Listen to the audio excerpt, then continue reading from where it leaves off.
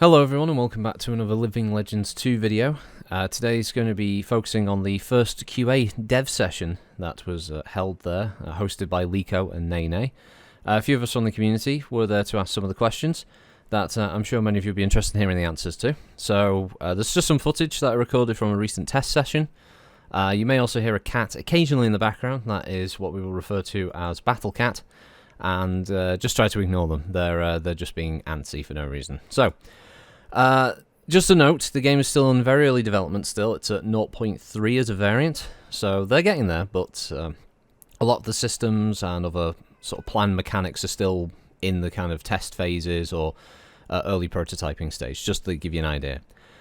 So the first question that came up was regarding battle armors and whether there'll be any other types, examples like the Kanazuchi, for instance. And the short answer is yes, they do actually plan to have more than just the standard Elemental and Longinus suit in there. In fact, it was always a plan to try and have them in the original mod with a bit more of a kind of tech tree, similar to what's available in Living Legends 1 now. They want the sequel to have that for the sequel. The sequel to have that for battle armors. So, being able to start out in something like a Longinus, being able to earn C-bills and go along and get different types, bigger and more powerful ones that will sort of scale alongside the bigger and more powerful vehicles and mechs that you'll be encountering in your average match. So that's pretty interesting. I like that idea. There's a couple of little battle armor things later on. So next question, will you keep the weapons you buy for your battle armor when you enter a vehicle or mech? This is a no, mainly for balance reasons, because the idea of, say, you buying a load of pretty snacky equipment, manpack, PPC, that kind of thing, and then hopping into an assault mech, and then when the assault mech is nearly dead, you hop out and you're in an elemental suit that's got a manpack PPC. They don't think it'd be right for the balance reason of the game, so no, you won't be keeping your weapons for your battle armor when you jump into a mech or a vehicle.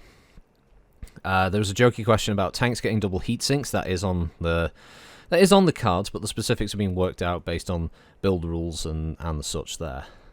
Question came up then about recoil and aim disorientation mechanics similar to Mech 3, such as firing large heavy ballistics, causing a kind of torso jerking animation, which would affect your aim a bit, and also being hit, causing the mechs to kind of violently shake and that kind of thing. And basically there's going to be a similar but improved version of what we see in Living Legends currently. So basically just expect them to use the kind of systems and capabilities of UE4 to basically replicate but also enhance the existing screen shake system, which is pretty good. I like that idea. Next question was, what part of the galaxy does the game take place? The answer to this was, it doesn't take place in any specific set area of the Inner Sphere or clan space or any particular theatre of war. The setting is still going to be in the 3060s, late 3060s, so a lot of that tech will still be there, but it's not going to be set during, say, the Fedcom Civil War or just before the Jihad or something like that. It's just taking bits and pieces from different parts that they like and turning them into maps. Next question was, what are the plans for bringing maps from the original mod over to the sequel? They are working on some of the more popular maps from the original. Examples include Mirage, reimagining of the Tukid map, Inferno, and Dust Bowl. They're also looking at other popular maps from the community and from the team themselves, and which ones they'd like to port over and give a nice visual makeover to. So I'm looking forward to definitely having a look at Mirage there and Dust Bowl. I personally would like to see the Decision at Thunder Rift get a kind of big makeover. I thought it was a really unique map. Next question, are there any thoughts about a 3D radar display? This would be a nice quality of life addition, they said, for aerospace fighters, but nothing is set in stone. They haven't sort of prototyped any of that yet. They would like to make use of vehicles' interior screens. Basically, they want a more diegetic approach, so a lot of the on-HUD elements would kind of be moved to the readouts within the vehicle themselves. Similar to, I guess, a lot of flight sim games, that kind of thing, and by extension, this would also port over to the mechs and to the vehicles as well. So they want it to feel more in-universe, so to speak. So that's their plan. We'll see how that goes. Next question is, when you guys say we aim to recreate the core gameplay loop of MechWarrior Living Legends minus the CryEngine jank and build from there, does this mean that the gameplay will be exactly the same to the point where someone who plays the original can immediately hop in and keep playing, or are there any changes to the mechanics? A bit of a long-winded question, but a good one. The answer is that anyone who's familiar with Living Legends won't be sort of left in the dark, as in they still want it to be immediately recognizable enough for people to be able to spawn in, buy a mech or battle armor or vehicle, and get playing. But they also want to make overhauls and improvements to existing systems where they can, to make them a little more simplified, easier to get used to, easier to make use of, and be able to get into the game quicker and get more comfortable with the mechanics of the gameplay. So that's the idea. But there's a bit more about that a little later on. Next question was, any game mode thoughts beyond what's already in Living Legends 1? The near-term plans for when they get to version 1.0 is going to be a new rush style of game mode. Think attack and defend, basically. One team, I think, has a certain number of tickets, and the other team are just the defenders, and they have to obviously hold the objective for X amount of time or burn the tickets away. The attackers have got to take all the objectives. But there are more modes in the works. Terrain control, the basic gameplay, is going to be there, and is still the main target for launch. Rush will be attack and defend. They also like to have the big plan here. I'm really interested to see if they get this working. A Battlefield 2142 style Titans mode. So, for anyone who never played BF 2142, essentially there was a mode where both teams had these large, basically these massive dropships, and the idea was on the ground you fought over control zones that would then allow you to attack by boarding the large ship, fighting on the inside, and destroying a reactor. So they want to have something like that, where there might be a dropship or some kind of large-scale spacecraft that you have to go up to and attack. That's going to be pretty interesting if they can get something like that working. But that's one of the ideas. It's not going to be a release idea, just putting that out there just to make sure, so the devs don't get harangued with all these amazing ideas for this mode. You know, it's still going to be working. Another one is that they also definitely want to focus on getting the competitive organized single life format expanded upon for release as well. So they want to support the competitive community that did a lot to keep the mod alive in those sort of interim years before the mod sort of picked back up development. Will naval assets be something planned for maps with large bodies of water? There isn't any plan for any kind of space naval weapons, as in the idea of any kind of dropship weaponry or warship weaponry.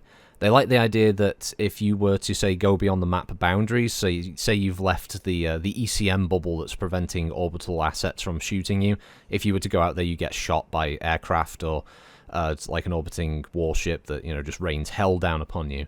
As far as wet navy, it isn't something that they're planning as something that a player could control. If there were to be anything like that, again, not confirmed for any kind of naval assets, they would be either like a visual flare item or an AI-controlled vehicle. There's Battlecat in the background if you heard her. Will there be Innisphere v Innisphere and Clan v Clan matches or games in clan space? I think they took this idea of like about the pure tech discussion. So this answer kind of moved into the idea that server moderators and server runners will be able to pick and choose what kind of maps and modes and style of play that will be on their servers and what kind of rotation. So if you liked pure tech, server moderators will be able to do that. And if you want sort of the kind of everything for everybody kind of approach like most servers do, then yeah, that will still be there.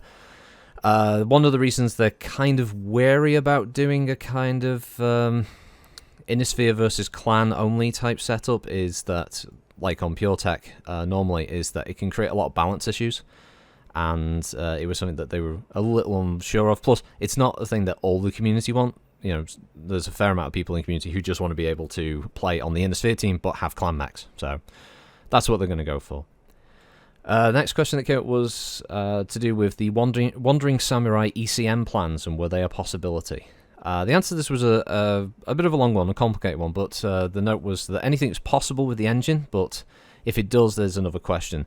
They haven't nailed down the design, and they're working on how sensor gameplay will be expanded with the mod, but they are looking at how to use elements such as causing EMP damage, using things like sensor dampening equipment. There's a few ideas floating around, but one of the fears, though, about adding a lot of these sort of side mechanics for things like sensor gameplay is they don't want these to become little mini-games that you end up playing, which will distract people from the core gameplay loop of fighting over territory control. So they still want to expand certain elements of sort of information warfare, but they don't want it to become a kind of dominant part. They want it to be something that naturally kind of connects with the core combat. The next question that came up then was, one of the core mechanics are well built at. Is there a possibility in the far future that we could get multiplayer, Battletech, Rogue Tech, online-esque, persistent Innisphere map with a universal conquest game mode, with full simulation of things like logistics and all the rest of it? Planetary League is the short name for it, and Living Legends apparently had it for a long time when it was called the Chaos March. In fact, the mode kept the mod alive. Some members of the team currently are hoping to bring this mode back, but it isn't a launch priority. Next question. Are there any plans for a pinging system, a radial menu, that kind of thing, to do callouts? And yes, they do want to bring that into the sequel. Basically, a system of being able to do quick callouts, attack this objective, enemy spotted, that kind of thing. They want to do those kind of quick callout systems, and also have a pinging function for being able to mark enemies that they've seen in the distance, that kind of thing. Oh, Battle Cat again in the background, just having a quick drink. What was the next one we've got here? Is there a short list of assets that are confirmed or almost certainly going to be in the game? Now, at the start they prefaced that there were some things they didn't want to, like, absolutely guarantee, like, X vehicle will be in-game.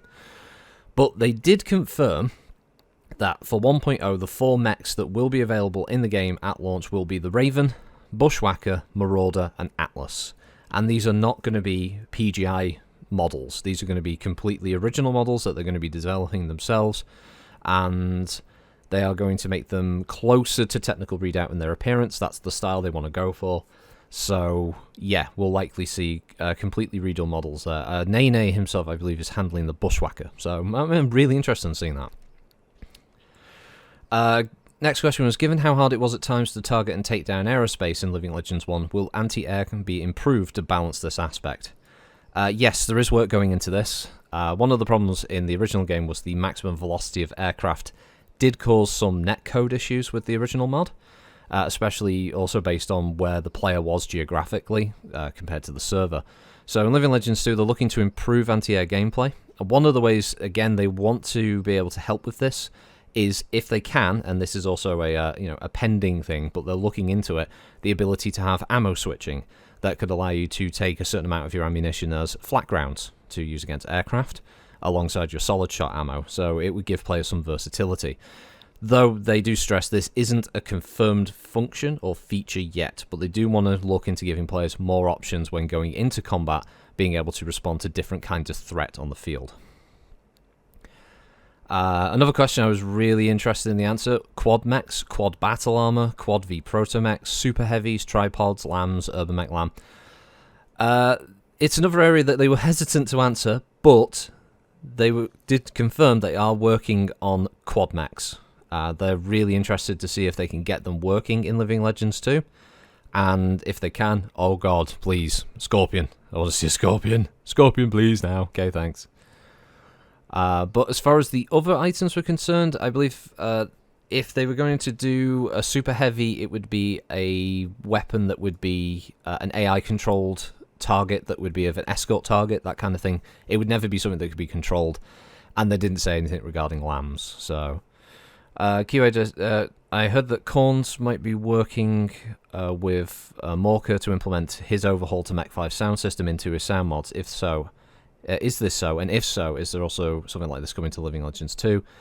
All they could say is that there's background work being done to see if they could add something like that or not, but there are still talks ongoing between different mod groups and the such, so it'd be interesting to see, though. I assume there will be a audio overhaul anyway, but whether that's bringing in different mods that already exist or not is still to be confirmed. Let's see, next one was Tenchi Wen and other apocryphal mechs from things like Mech Tech or other fan sources. Definitive answer, there will be no apocryphal mechs. If you're a fan of the Sun Spider, the Roughneck, the Corsair and all those will not be added to the mod. Stealth systems or stealth mechs. Yes, they definitely want to have those kind of systems for the mod. Stealth systems will work differently from what's currently in Living Legends. I'm wondering if that means we're going to see like the chameleon polarization systems used on things like the Exterminator, that kind of thing. Be quite scary having a near invisible mech running around though. Dev QA question: will there be more thorough creator tools for YouTubers and streamers and spectators and the like? There's no ideas for anything for like a replay function or an export function. They are, however, looking to make improved spectator tools for better shoutcasting options for both viewers and broadcasters. Now, I'm looking forward to that because I'd love to be able to just sometimes be able to spectate a match. Yes, Battlecat? No, she's got nothing else to say. So I'd love to be able to spectate a match, be able to fly around and be able to record some footage of that. That would be great. Are there any plans for more in-game info compared to MWL1 for new players and or tutorials? They admit that the skill curve can be quite high for Living Legends, and that they want to make a few new ways for first-time players, or even returning players, to get to grips. So there is plans for a tutorial mode, learning the basics of the controls and how the UI reads and all that kind of thing, and maybe even a solo play tutorial mode, maybe with some basic AI. But yeah, it's still on the table there for the solo play one, but definitely some tutorials will be added. Speaking of environmental hazards, any chance they'll add stuff to maps that explode? Yes. Horns for mechs? Yes, that'd be something they'd like to do as well. Are there any extra mechanics being planned, such as knockdowns or melee combat that isn't currently in MechWarrior 5? Knockdowns is actually something they're not a fan of, looking back at MechWarrior Online and the infamous Dragon Bowling incident. But also, a very good explanation actually that Lico gave to this question was, in Living Legends, there can be those scenarios where you get into a bit of a scrap and you realise it's not going to go your way, so you run. And you get away by the skin of your teeth. You've got like virtually no armor and internals left, but you manage to escape. But not only that, you manage to repair and come back into the fight. And as you quite rightly said, those kind of moments would be destroyed if knockdowns were a thing. Yes, yes, Battlecat. So if your mech was to be knocked down, you're dead. There's no way of you being able to kind of clutch that or make that narrow escape. So understand that. On the other hand, they are looking into systems to be able to finally be the first game to have hand-to-hand combat in a MechWarrior title. Sorry, just petting the cat. Shut up! Will we get a full-fledged Blood Gulch map past testing? There isn't any reason for this map to become a full 1.0 map. It's literally just going to be a testing environment for the devs and for other people. Such as like when I get in on some of the testing things when they announce them, so that's all that's going to be for.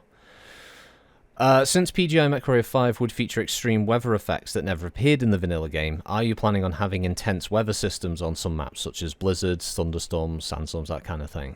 They have talked about environmental elements that may affect things like sensors or heat. Living Legends had some of these elements, and they're looking to make some of the maps more unique. So I can't remember the name of the maps off the top of my head. I know I'm a horrible person. But there was the map where the night and day cycle was very rapid, and when it was the night cycle, it was very cold, and then when it got to the day cycle, it was extremely hot. So they're talking about bringing those kind of elements back in, or the low gravity, so being able to use jump jets and getting more of a lift from them, that kind of thing. So, yeah, I believe they are going to look into some different weather and environmental effects like that. Next one was, I saw a post about a creep-like system, like you see in Titanfall and MOBAs. Is that still something you plan on? One thing they might be able to do, but they're still looking into this, is being able to use your excess C-bills to spawn a creep wave of sort of weak vehicles or possibly infantry to attack locations. The idea, though, is still extremely vague and isn't anywhere close to being fleshed out. Since the game is still being made and the mechanics are still being finalised, they're not quite sure if this kind of system will ever appear. That said, one of their biggest issues with bringing in a creep system is that it could become a way of feeding the enemy. So a player could sit back and literally farm the creep waves for C-bills, and then they might be able to get a huge leap on the opponents that way. And be able to get into a sort of assault mechs a lot earlier than they should do, for instance. So they're a little bit leery of that, but they are looking into maybe doing it. Have you or will you have toyed around with alternate ways to balance Inner Sphere versus Clan, besides nerfing clans or buffing Inner Sphere, i.e. like limiting the number of clan spawns, adding factions-specific positive and negative traits to their assets, such as the faster Inner Sphere asset spawn or the faster clan? And they pointed out that actually Living Legends kind of already does this on pure tech servers, because the Inner Sphere are actually cheaper overall, which means their players can get to their heavier assets quicker, while the clan players' stuff is more expensive, so they have to make better use of the clan mech's mobility and a better range to try and control the field that way. And it's not really something that they want to tinker with too much, because if it ain't broke, you don't need to fix it. And that's kind of the idea that they're going to go with the second game. Obviously, some things may change compared to the original, but currently the economy is one of their best ways of keeping things fairly balanced and equal in that regard. Are there any ideas for a commander mode similar to Battlefield 2 where you could call off things like off-map artillery or light vehicles, that kind of thing? Apparently it's a popular request, but the problem that they say is having a single person out of the battle means that that's one less force multiplier on the field. And that means that one team might have a player who isn't available. And given the fact that the game mode uses mobile artillery anyway, such as long tom or arrow launchers, filling in the role of off-map artillery assets, it's a nice idea, but they feel it will present too many design challenges. How closely will assets follow tabletop rules? Will Living Legends build rules carry over one-to-one? They like the current setup that they have in Living Legends now, and it will likely carry over to Living Legends 2. So the next one was when hover tanks or tanks in general are flipped, either through player error or through combat, will there be a way to, say, attach a tow hook to winch them to self-right, or will there just be a button to allow you to do that? They are looking into ways to do it, to allow people to fix. The number of times I've been in a hovercraft at the beginning of a match and bumped off the terrain and, yeah, just been upside down. It's more than I'd like to admit to. So, yeah, I'm sure many players have had the same issue. And they will, if necessary, put in the Halo system of just press the button, flips back onto its hover skirts or wheels or whatever. But they do want to see if there's a way that they can make it so that never really happens to begin with. As one of the quirks of the Living Legends engine was that kind of thing could happen with hovercraft. And they're hoping that with Living Legends 2 and the different engine, they might be able to prevent that anyway. So, if needs must, they will add a button. Otherwise, they'll try and make it so it doesn't happen. Next question was, triple strength myoma? Flat no. Just that's not happening. Battle Claw letting battle armor hang off mechs. Now, earlier I was talking about battle armor mechanics and stuff. They would like, but it's a huge disclaimer, but they would love to have a system in the game where battle armor climb up like enemy mechs as if it was Shadow of the Colossus, full on like grip gauge and all the rest of it, and trying to move from point to point and hitting different parts of the mech to cause internal damage, that kind of thing. And basically being able to just be a massive annoyance, just like elementals are. And that the player in the mech would do things like jumping with their jump jets to like reduce the shake, the grip meter, and being able to like twist their arms, and well, relying on other players to shoot the battle armor off their mechs for them. That is a huge disclaimer that it's something that they would love to do, and I'm sure they will try and prototype it. I wouldn't say no to a system like that, but yeah, I'm personally kind of having trouble seeing that. I know I might catch flack from the devs, but it sounds like such a good system that I just can't see it. I just can't see it working. Please prove me wrong. I'd love to see it. Is Solaris and Arena's plan to return? Yes, they are looking into the free-for-all arena mode, coming back into this mod. And they even mentioned that George Ledoux has expressed an interest in recording some new lines for the mod, but obviously one of the biggest hurdles with that is his fee. It's not cheap, obviously, to hire any voice actor to do work for your mod or any project in general. So getting the funds together for him to record some new lines is something that they're going to probably look into in the future. Quick question: bots? More possible now than they had in the original. There was apparently a project to add bots into Living Legends that worked on a weird map node system. The description was that somehow it had this, the mech was guided around by an alien character that was in Crisis Wars as a mod, and it was invisible, and the mech followed that, and it would sort of target for the mech and pick where it would shoot. Apparently it was a really weird system, but it kind of sort of worked, but not 100%. Living Legends 2, however, does have a better chance of bots, but there isn't a promise of that coming. Next question is, any possibility of customizable camouflage for vehicles and mechs and such? They think it would be cool, but not something that could be implemented in the middle of a match. There is currently a rudimentary system in place to allow customizable patterns, though. So it could happen. It's not an impossibility. Next one is, are there plans for super heavies or sub 20 ton mechs like ultralights? What about proto mechs? So, as mentioned earlier, super heavies would be for a special mode, basically an escort mode. Ultralights, they don't really see as having any kind of gameplay function. They're far too niche, and battle armors already kind of fill that role. So, proto mechs is something that may be viable for the battle armor tree, as in the very apex of the battle armor tree. That you could get into a proto mech, and that's what you would use to fight sort of late game heavy and assault mechs instead of using just standard battle armor. But it's a big maybe on the proto mechs part. Next question is, any way to spend extra C-bills to upgrade the defenses on bases that you capture in terrain control, or use C-bills to upgrade certain in-game features in general? As mentioned above regarding C-bills, it would be nice to use the excess ones for little bonuses. Upgrading base defenses, though, isn't something they'd like to do, because they like the idea that a team that's on the back foot might be able to backcap a lot of the currently winning team and cause a kind of reversal of fortune in the match. They like that idea. They like the way that can occur currently in Living Legends. So you can make a clutch win, that kind of thing, or make just a huge comeback. And they don't really want to make it so that, like, the back capper who went out in the fast vehicle is just going to get torn apart by a base that's been massively upgraded with loads of excess C-bills. But they're also looking into ways that excess C-bills could be used for other little upgrades and the such here and there. Next question is, how feasible would it be for some sort of differentiation of functionality for Omnimechs versus standard battle mechs? They don't see that being something as a great fit for the game.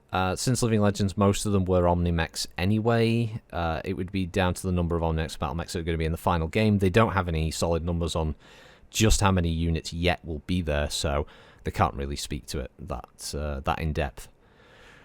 Next question is, will you possibly be collaborating with other prolific modders for tips and help on the mod? Such as Magnum, mastermind behind the Merc Tech, who's got working ammo and fire swapping, as well as DFA and charging. They are looking to get away from being dependent entirely on MechWarrior 5 and have been collaborating with other modders on the scene. That's pretty much all they'd say on that one. There was a question about dedicated support for organised play, but yes, they do want to make some dedicated resources for that. Movable spawns and dropships, not necessarily player controlled. Again, going back to the Titan-style mode from Battlefield 2142, so yes, they do sound like they do want to do that kind of thing. Do you have any difficulties when it comes to adding mechs like animations or adding separate limbs? Apparently, the current systems for the editor are actually pretty much a drag-and-drop affair. Equipment and other items can be handled in an automated fashion, but as the mod expands and as they add more systems, they expect it to become more intricate. But currently, it's not too difficult a system. Are there any plans for leaderboards and achievements? No specific plan here. The unit choice statistics, which is popular, may appear, so it might be ported over. QA dev question, short-nosed Owens like MechWarrior 3 and tabletop art, please?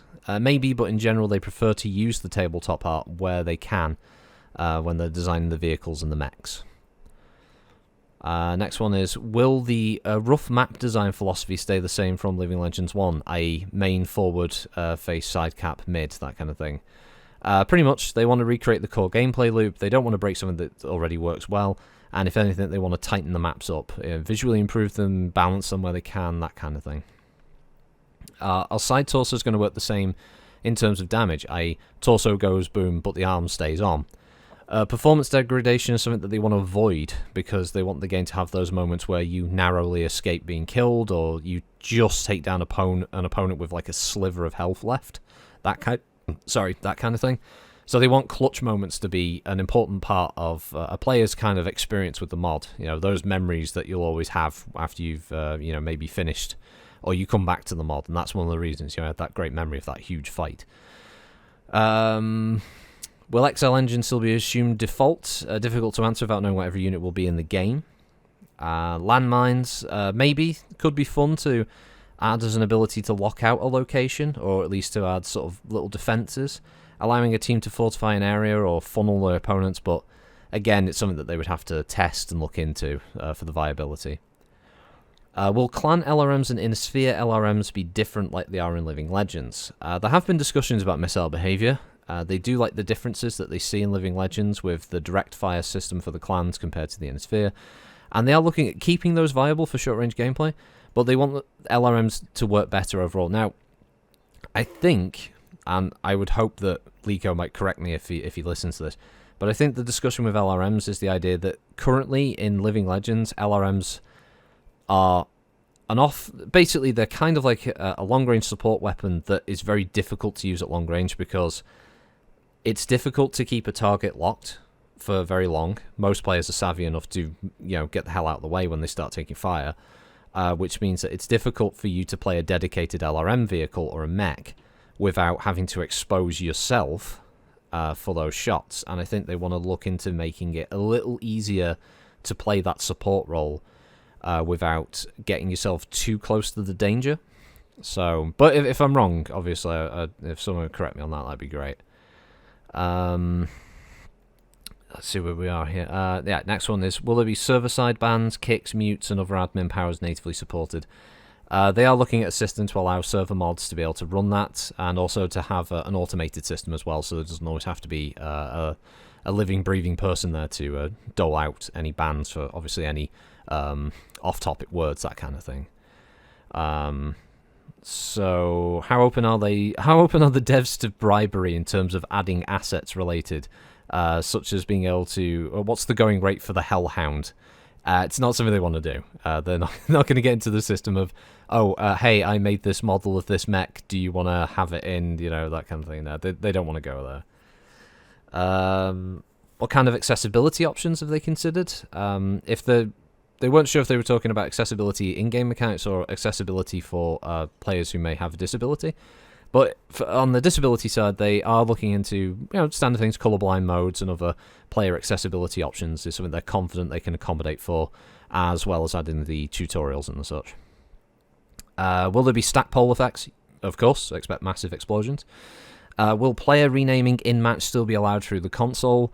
No idea yet how that would be implemented. They may look to restrict that, though, to prevent certain shenanigans going on in the mod. And that is all the questions. It was a good, hour and a half of the dev QA. There was a lot of really, big information there. We found out what the first 4 mechs will be confirmed at launch. We know Battle Armor's going to have a big overhaul there, an expansion along their line, so that'll be interesting to see. Possibility of bots or creeps being added to the game. Obviously, a lot of classic maps being ported over with a new shiny lick of paint. Work on things like ECM and the such. Possibly melee combat. Possibly being able to punch each other. Could happen. Maybe the Axeman one day. Who knows? But stealth systems, new game modes alongside the old ones coming back, competitive systems, George Ledoux being interested. There's a lot of interesting stuff there. It was really good. Thank you to the Living Legends team for obviously hosting the QA session. It was quite fun, being able to get in a few questions there. And I look forward to seeing where the mod goes. There's supposed to be a new version of it coming out soon, and I guess I will get some footage of that put together next time they do a test.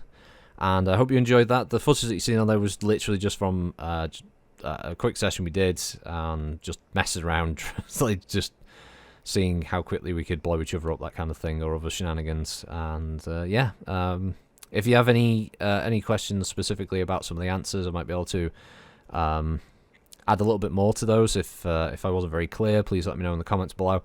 And have a good one all. Thanks for listening, and I'll catch you next time. Bye bye.